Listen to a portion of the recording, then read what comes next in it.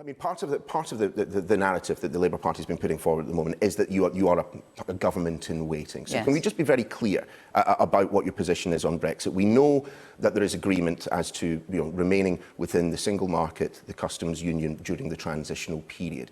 What is your view of the potential for the UK remaining in the single market once that transition period is finished?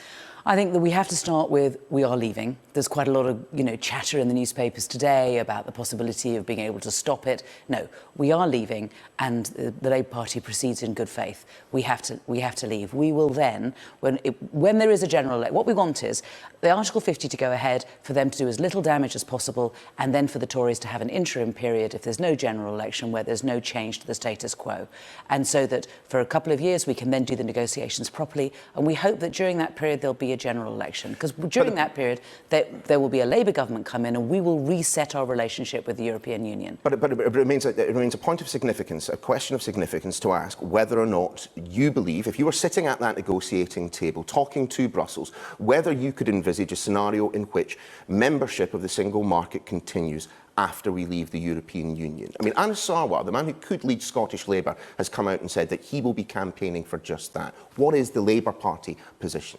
The Labour Party position is that we have our 6 tests. We have to be able, when we leave the European Union, to be able to say that we have delivered on a number of things.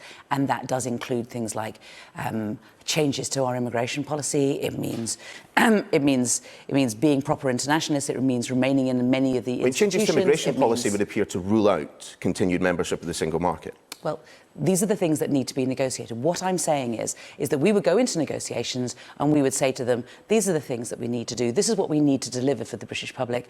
You have a problem. We have a problem. Let's sort this out together. Let's not shout at each other anymore. Let's not do any more posturing. Let's talk as friends and get ourselves through this. Because there are certain things the British public absolutely needs. I've had a succession of Labour MPs ask this very question, just yes or no. Can you envisage circumstances in which the United Kingdom remains in the single market after we come out of the European Union?